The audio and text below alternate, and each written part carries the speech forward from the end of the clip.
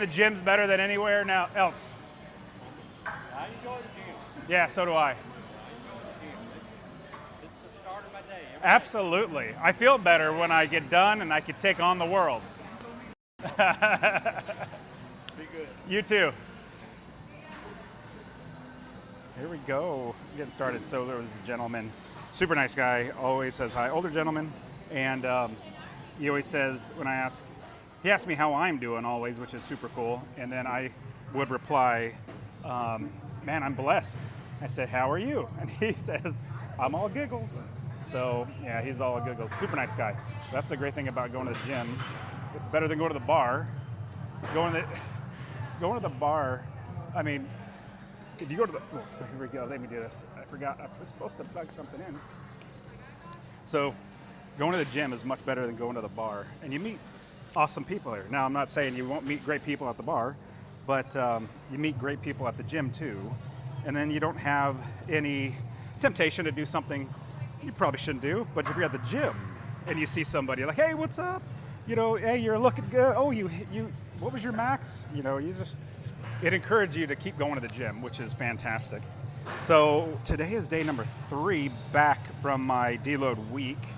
My conference was last week, which was amazing. But this is day 83. Can you believe? I've done 83 days of going live, of my lifting 5 days a week. I mean, it's just crazy that I would do this. Number one, crazy that I'm doing it, but probably stupid. But you know, I think only got one person that watches. But I appreciate that one person that watches, but it's really just to encourage everybody to lift weights. So I'm gonna set this down, give me 1 second. Gotta place it, there we go. All right. Oh, so I'm so pumped for today.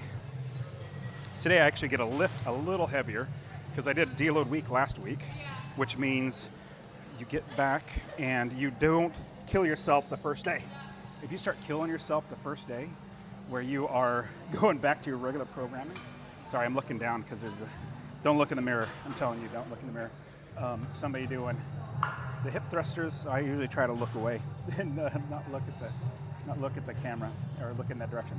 Anyways, when you are taking a deload week, if you want to walk on Tuesday, that means on Monday, you need to not crush it and do your same programming that you would normally do the same weights. Trust me, I've done it many times where I go back to doing the same weights, same program, and just act like nothing happened. Oh my goodness, the next day I'm walking like this. Yeah, so what you do is you make sure you take it easy, get your muscles, get your joints warmed up again. Some people say, well, Dustin, if you do legs every day, aren't you sore all the time? You know, it's funny. If you do a workout all the time, like every day, your body doesn't have time to get sore. It's just really weird. So I'm really never sore unless I take time off, like, you know, a week off, then I go back to lifting heavy. Sorry, that was a good song. I'm gonna play it again if I remember. There we go. But yeah, so I never get sore because I lift 5 days a week. I don't give my body enough time to get sore. But after you take a deload week, oh my goodness, it feels so amazing. Like your body is not all sore and hurting.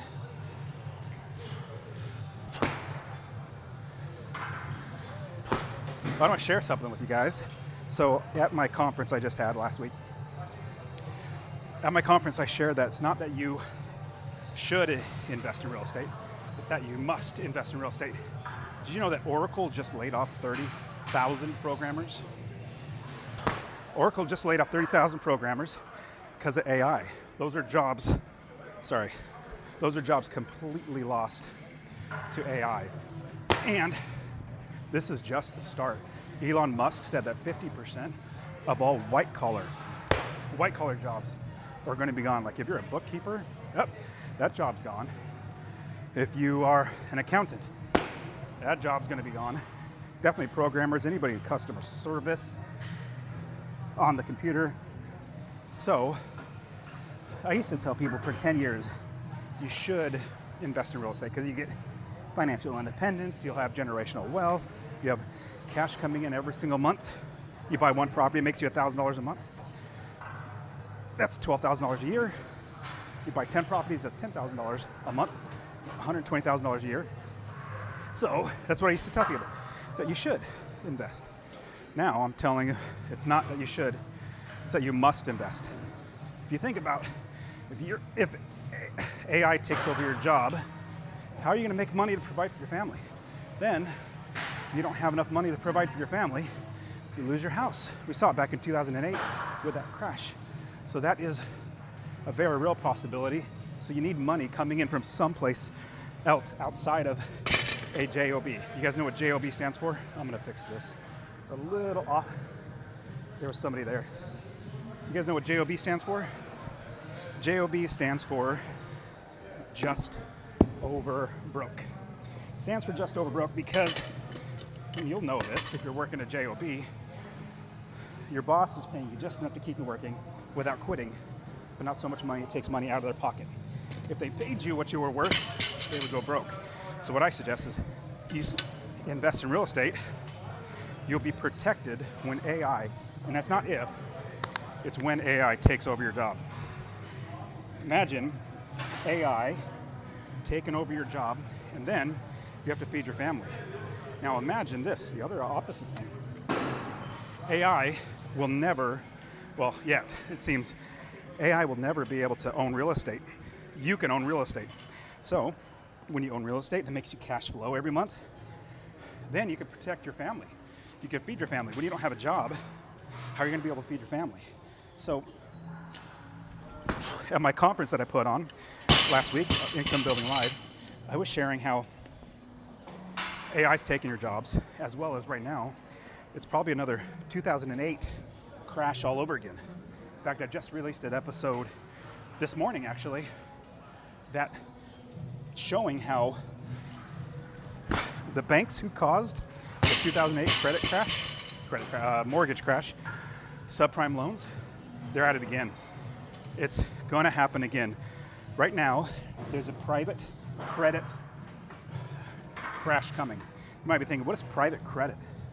So, sorry, what I'm doing is called Snatch. I'm just working out, and I was like, this is on my brain right now because I see something coming. Basically, it seemed like 2008 all over again. So 2008, there were subprime loans. Those subprime loans where people didn't have the ability to buy a house, that the government started telling everybody, you should own a home. And then all the relaxed standards on who should get a loan, people that shouldn't borrow, they don't have money. So they gave out a lot of terrible loans that eventually, it's proven true, they couldn't afford it. They went bankrupt and the crash happened in 2008. Same thing's happening right now with private credit. So private credit is where banks, they don't lend to a person, they now lend millions to other businesses. And it's like a company needs money. I need more weight, sorry. A company needs money to keep their business running. You know, credit just keeps on revolving. Well, what happens is, instead, I can't find another weight.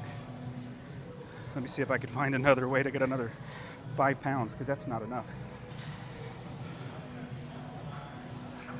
So, what they're doing right now is banks are lending to other businesses. Banks are lending to other businesses that need money in order to stay afloat or keep their cash flow moving, because now they have cost of goods sold, they get, just run their business. Well, these loans that banks are giving to businesses, think of just like the subprime loan crashed in 2008 because people were borrowing that did not, like the standards were so loose. Same thing's happening with businesses, except instead of, 100,000 here, 200,000 there, it's millions. They're borrowing millions. Jamie Dimon is the CEO of Chase Bank, and he said 6 months ago about the private credit debacle is coming, crash is coming. He said there are cockroaches scurrying out right now because of how bad this is, and now banks are stopping people from being able to take out money. Think of like It's a Wonderful Life, that movie in Christmas time comes out, where there's a run on the banks where people are trying to take their money out, but they can't. That's happening right now. This could be worse than 2008. The crash could be worse than 2008. Now, it might not happen. I'm going to say that. I have no clue what's going to happen. Maybe they do a bail-in. It's another thing. Do you guys know about a bail-in? So there was a bailout in 2008. The government said, well, we got all these taxes.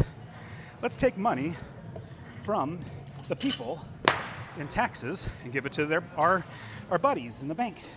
Billions of dollars given to banks. Now somebody's going to say, oh, they gave it back. Did they really? How do you know? Oh, they told us. Okay. Anyways, moving on. Different thing is bail-in. This is something you guys really need to be worried about. In Greece, 2012, they did a bail-in instead of a bailout. So a bailout is where the government takes the money from the people through taxes. A bail-in is where the government says, well, shoot, you already have the people's money. It's in their bank accounts. You're a bank. You're too big to fail. You already have the money. Just take it out. We'll pass a law saying it's okay to take their money. Oh, yes, we'll give it back to them. Right, the government. We could always trust them, right? I don't care which political side you're on. You could always trust the government, right? Oh, yes, you absolutely can. But a bail-in, your savings account, locked. You can't get to it. You can't even get money. And then they let you take, I don't know, $100 a month, $500 a month, or a weekly allowance. It's your money. But they're saying, I don't care if it's your money. We have it. You might be thinking too. You might be thinking, well, that was in Greece, right? That could never happen in America. We're the land of the free, home of the brave, right? Well, we never thought government would take our taxes and give it to the wealthy billionaires and banks, but they did. You really don't think that they would be able to or want to take our money an easier way than taxes? It's been done before. I think Greece was a test case to see if it was going to work. So, I did a whole podcast episode on this. Check out the Master Passive Income podcast. Literally just dropped it yesterday, I believe. It says 2008 crash all over again.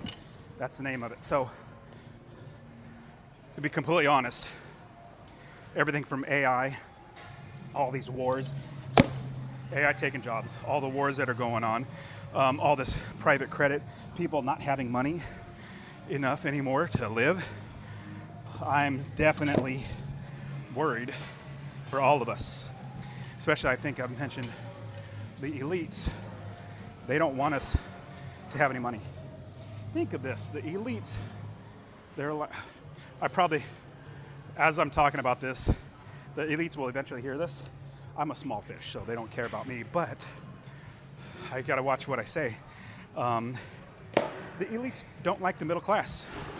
They've literally come out and said it. The World Economic Forum came out and said, you'll own nothing and be happy. Like, really? So they don't like the middle class, so they're trying to get rid of the middle class. Then, this is a 205 snatch. They don't like the middle class, so what they're trying to do is erase the middle class, because what they want is back to kings and peasants, where we will be the peasants. You might be saying, this is 205, sorry, snatch. You might be thinking, well, I worked hard for my money. They're just going to take it. Well, in the history of the world, has there ever been a time where somebody just took somebody else's money? Absolutely. Oh, but our government, they want what's best for us, right? Right. No matter which side of the aisle you're on, you think the other side is bad. No, it might be true. No, that is true. What I'll say is, no matter what side you're on, right or left, you'll think the other side is bad. You are both right. What do you think I mean by that? I think they're both on the same side. We think they're right and left. They tell us, oh, I'll get you this, vote for me. The other sides, we'll get you this, vote for me. Well, they're both two wings, a right wing and a left wing on the same bird, crapping on everybody. So, if you don't think it'll happen, I hope you're right. Much more excited believing that you're right. I don't want to be right. Hope everything keeps on going very well. But nobody trusts the government, or at least the other side of the government. Just realize it could possibly be that they're both playing the same game on the same terms, on the same side against the people. It took me forever to wake up to this.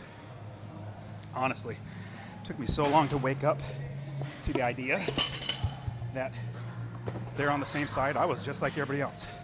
Oh yeah, I'm on the right, or oh yeah, I'm on the left. And people arguing, those people are wrong. Nope. What it comes down to is they keep us separated. They keep us divided. We can't realize what they're doing to us. So if, and I say if with a tongue-in-cheek saying when the bail-in happens, you'll realize both sides are the same. It's the elites versus everybody else. They want to be kings and queens, and they want us to be peasants. So for me, you want to own something, it's going to be very hard for them to take away. Sorry, this is 225 snatch. I'm just doing a couple here and there as I'm working on. We think the government wants what's best for us, right? Nope. But they can't, it's going to be very hard for them to take away your real estate. But at the same time, you have money in your bank account, money in the stock market, mutual funds, 401k, all that stuff. Do you not think that they could push a button and seize all that? They've done it many times before. So you must invest in real estate. Sorry, this is 225 snatch. I'm so glad to be able to get back up to 225 after deload week. Okay, that wasn't bad. That's over. I took a week or two off, so. Okay, that's enough for economic lesson for today. It was just fresh on my brain because I just talked about it on my podcast, Master Passive Income Podcast. And then I also talked about it at my conference, Income Building Live, which was amazing. Absolutely loved it. Everybody had an amazing time. Whew, I'm talking so much, and I'm not even breathing. Let me grab a towel. I need to grab a towel. But what do you guys think about everything I just shared about the economy and all that? Am I completely right, like complete on, half on, or completely wrong? Am I just like, hey, Dustin, this guy's dumb? Let me know what you think. Drop a comment. I love looking at the comments and seeing if there are other people that think like me, or other people that are like, dude, this guy's nuts. He's stupid too. He doesn't know how to lift weights. I like all that stuff, because here's a big reason why. If somebody says, man, Dustin doesn't know how to lift, or Dustin's stupid, or whatever, the biggest thing is, I don't care what other people think. I really don't care what other people think. So that's why I just do the things that I do, as I do what I want to do, like going live. Some people said, why in the world would you go live? Nobody wants, like, you're not a, health influencer? Like, I don't care, do I have to be? Anybody could go live now. Just want to encourage a few people to lift weights. All right, so I'm gonna do a clean and jerk now. Fast doubles. And that was not fast. I'm gonna have to do it again. This is only 135. When it's a little, or a lot lighter weight, you have to really focus on the technique, because it's easy just to muscle it. That was better. It crashed down on me though, but it kind of hit my clavicle. I think that's why I probably started having my clean catch instead of on my chest, on my hands, because I wasn't good at catching it on my shoulders. That was better. All right, back to lifting. No more talk about economics until my brain goes back to that, and I'll start talking about it again. Isn't that funny? Like, I really don't talk much when I'm at the gym, but my brain is going a mile a minute because, I don't know, whatever it is, lifting makes me focus on my lifting. So I just talk about my lifting. Have you guys heard about that private credit crash that's possibly coming? I didn't hear about it until like a couple months ago. It could potentially be worse than 2008.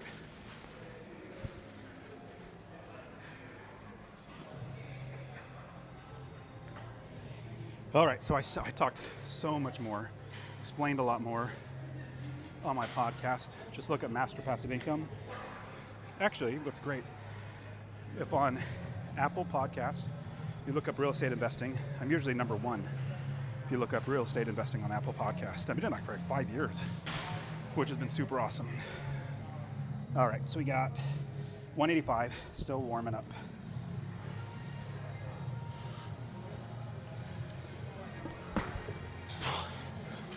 On a side note, separate note, different note about lifting, I met somebody this weekend, or last week, who did Olympic lifting competitions.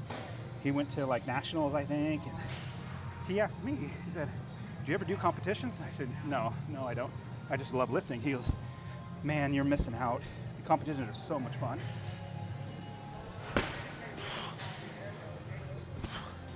And he says, they're so much fun because you have something to shoot for, like a goal. You're pushing yourself. You have programming, rather than just going to the gym over and over again, you have something to push yourself to. Then, on top of that goal, you also have the whole adrenaline from a competition, and you're pumped up, and then you do everything well, meaning like conserve your energy, warm up well, train so that you're at the peak when it comes to the competition. If you do that, you're gonna probably lift more than you probably ever could, because you got other lifters there, and it's just, adrenaline. Like, whoa, that's cool. So who knows? I've never done a competition other than like a CrossFit competition. So who knows? I might do something like that. I just don't have a coach. Everybody good at anything has a coach. Tiger Woods has a coach. Jordan, when he was playing, Michael Jordan, he had a coach. Wayne Gretzky, if you don't know him, he plays hockey a few years ago. You think of anybody good, they had a coach. Because it's crazy, too, interesting, when you are in it doing something,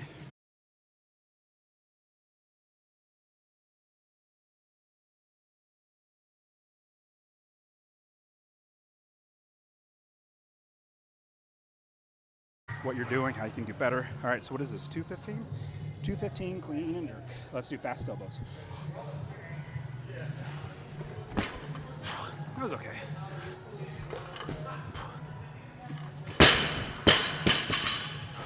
So, I really should get a coach. Should get a coach on my Olympic lifting. I don't know if there's anybody around here that would get a coach. I know there's plenty of ways to do it online. Just record or have them watch the lives that I do and give me pointers. 215.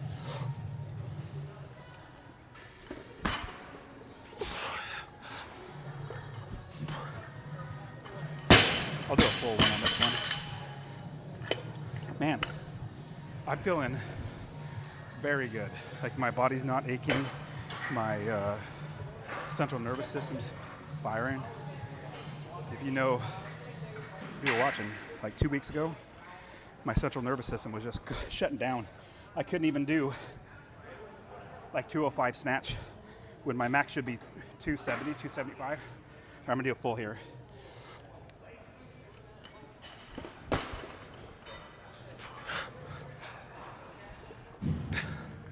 That's feeling good. Anyways, I appreciate you, one person watching. Super awesome view. Well, watching should then lead into you exercising. You changing your life, getting in the gym. At my conference, I talked about how we're a whole person. We don't just talk about real estate, we talk about everything in our lives, health too, spirituality, health. So, what's the point of having all the money in the world if you don't have your health? You're about ready to die on your deathbed. Can't take that money with you. What weight am I at? No, I need more. I need 235. Man, I'm feeling so much better. So on Monday, my muscles were still on vacation, meaning they were like, yay, we're having fun. We don't have to lift anything. So let's not be ready. Because like I said, I lift 5 days a week and I'm never sore because 5 days a week never gives your body time to get sore. Your body's like, well, shoot, we're gonna do it again. So let's knock everything out to where we're able to continue lift. Okay, 235. We'll do a couple power and then a full.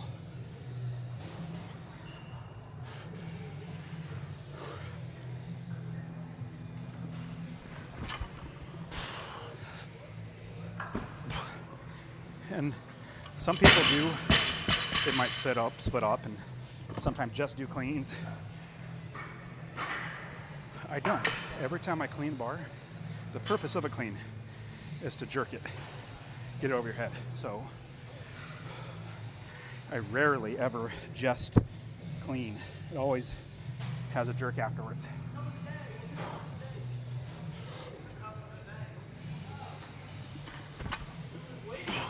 Fast elbows were bad. Because what I want is for my clean to be the hardest part of my lift and the jerk being easy. Because just imagine picking up your max and then it feels like it's like, you know, half your max and it feels great. Then you get to the jerk and you're like, oh my goodness, the jerk is so hard I can't get it. I'd much rather have the jerk to where I can easily do the jerk, where the clean is the hard part.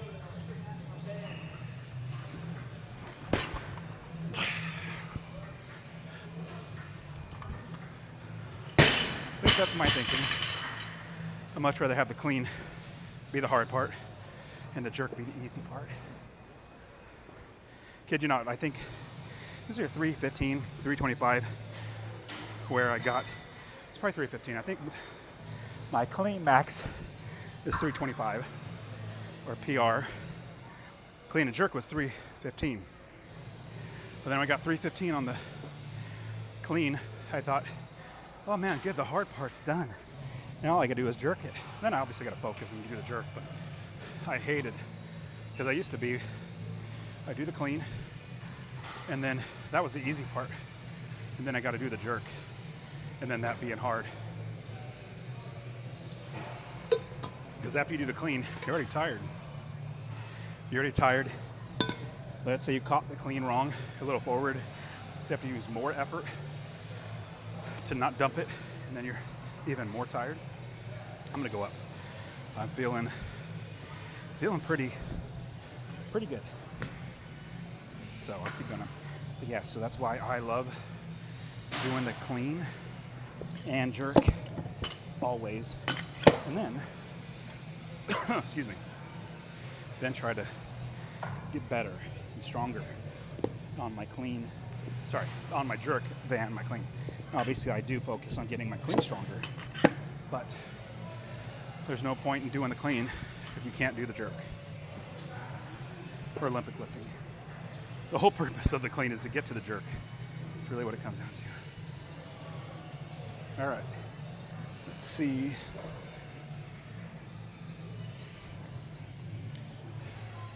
So what is this? 355? All right. I feel so good now that I can start lifting heavier. I was so tired of not lifting and then lifting very lightweight. And it's kind of funny, I shared this at my conference, but I used to train for a marathon, but I realized my body's not built for a marathon. It's built to lift heavy objects and throw them. That's what my body's built for, so make do with what you got. All right, was this 255? Let's go ahead and hit it. Let's do a full. I want to get that technique down, but feeling so much better. Love it.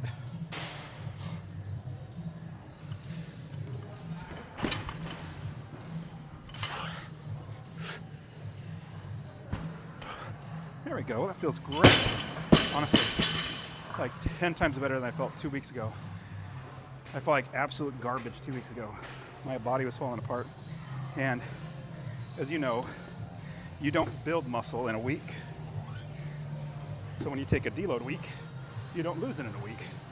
The only thing you do, though, is get your central nervous system stronger and recover. Is where, not stronger, but recover.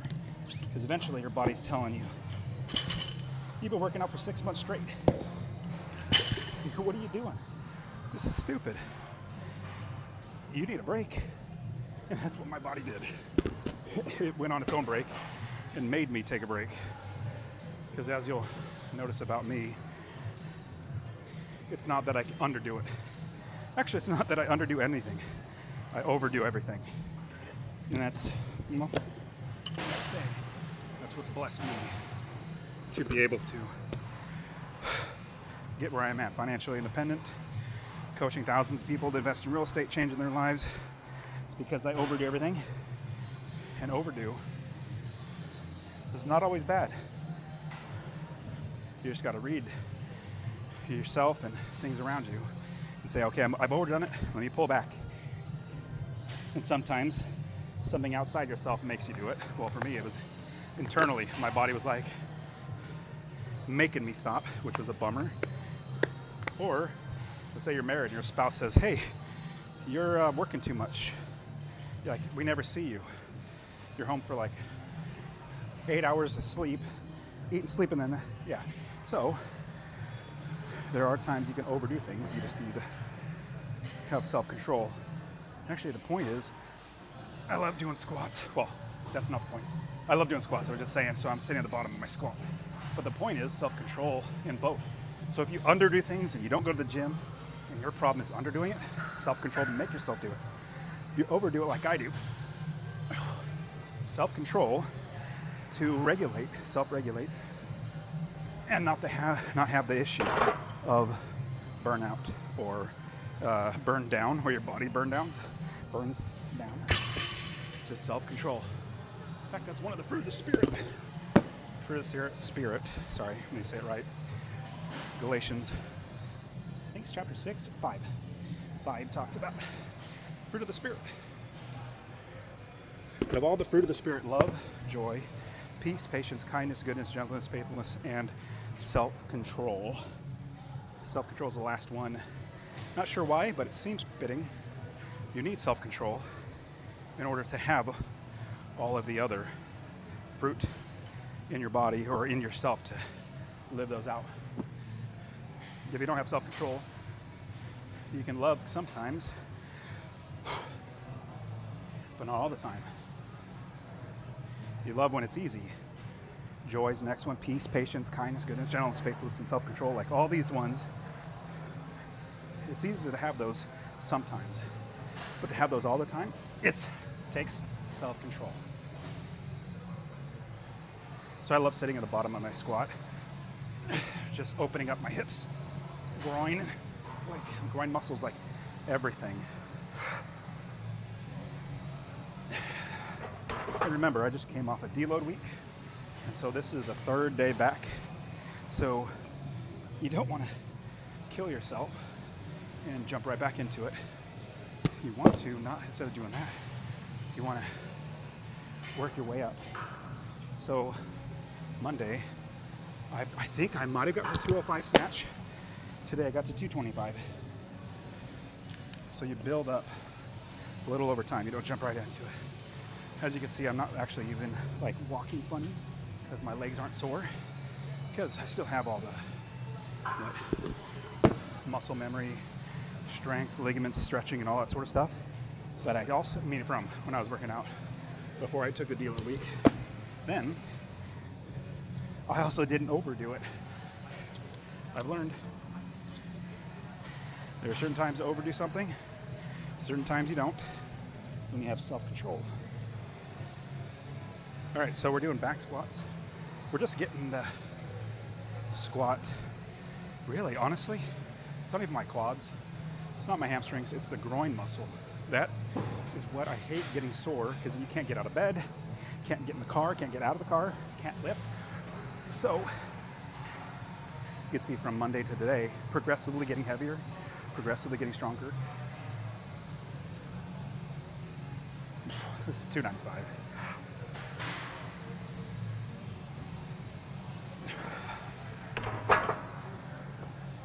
Only did 2 there because I'm slowly getting back up. I'm gonna do, so I did 315 yesterday. So I'm gonna do, what's 335. That's what I'm gonna do. 335 today. Wait, nope. Gotta do 315 first, then 335. Because like I said, progressively pushing your body so you don't, I never want to be sore. I hate being sore because it hinders your lifting. So I'm feeling, oh, praise the Lord, I'm feeling good. So I'll probably just do 2 here and then 1 at 335 because, like I said, it's still fresh off of the deload week, and I want to be able to walk tomorrow. All right, here we go.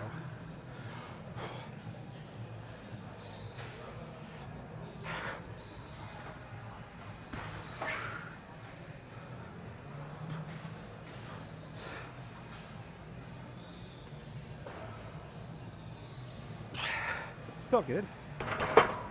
Let's do 1 more, 335. And the great thing about this is, or about resting, taking well, I've heard from another actual Olympic lifter, I think he's in the Olympics, he said if you work out 1 month, you must give your body 1 week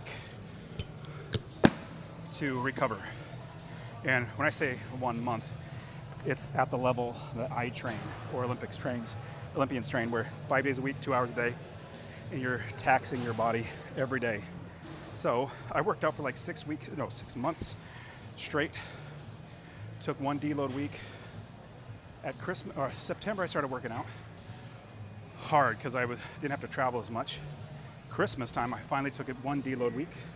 Then I took 1 more deload week, like, I don't know, middle of February, because I was not feeling good. My body was breaking down. And that did okay, but I went right back down to breaking down, and I just took my last deload week last week. So now I've taken 3 weeks in a row. Now I'm getting back into it. So I'm really excited. Here we go, 335.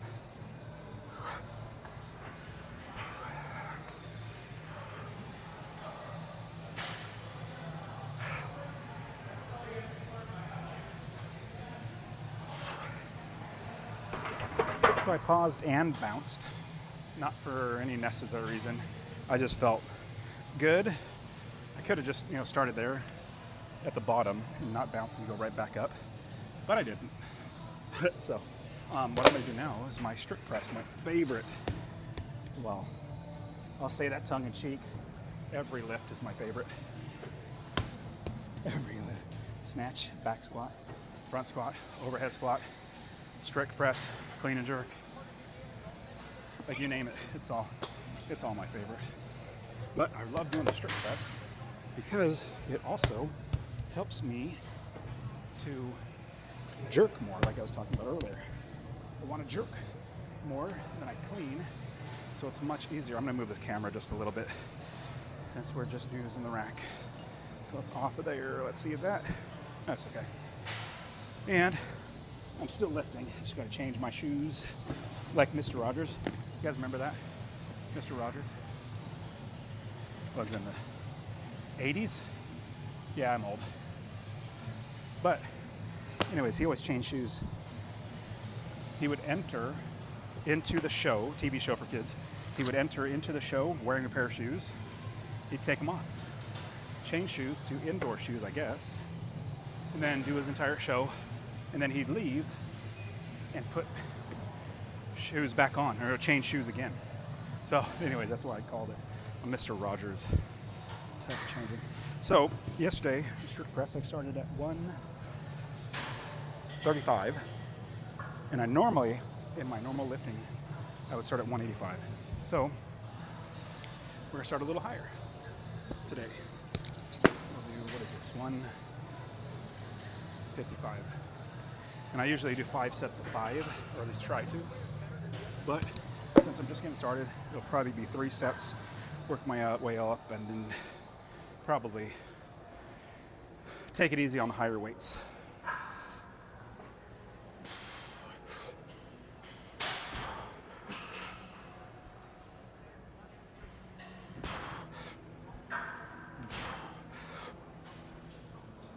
Well, my shoulders are feeling good.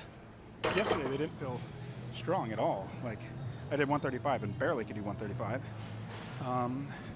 You know, I'll go up by 10 pounds. Go up 10 pounds, let's do some more.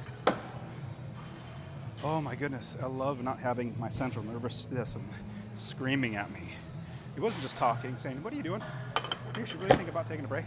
No, it was absolutely screaming at me, saying, I'm gonna shut you down if you don't take a break. Let me raise this up. Instagram raising you up just a little bit. So this is day 83, I think, going live. And gonna do a live for an entire year, 5 days a week, when I'm actually lifting. I'm even gonna go to Japan. I'm gonna try to get a couple lifts in Japan, and it'll be like, I don't know, maybe 2 in the morning for you. I'll still do it.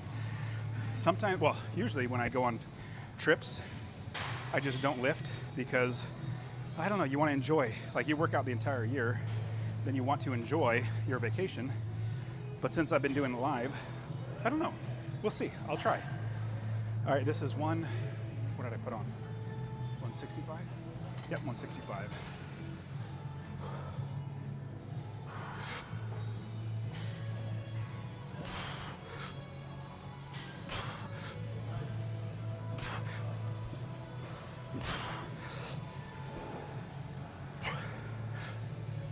Shoulders are feeling okay, like better in general. Still not as strong as I want them to be, but hey, we start and work your way up. Like on Monday, I would not have squatted 335 because I didn't want to walk funny the next day because it's really the groin muscle. It's not like my hamstrings or quads. It's a groin muscle. You're like, oh, I can't get in the car. I can't get out of the car. Didn't want that. So I think I got to 275. Praise the Lord, I didn't actually even get sore. Like, my body's not even sore today. I was worried about it, but it doesn't, or it's not sore. So, moved okay. Then today, 335. I'll take what I can get. But you know what's funny? I usually work out for 2 hours. 2 hours is my full workout time, 30 minutes of warming up, hour and a half of lifting. So these have been a lot shorter because a lot less to do, but we're warming up.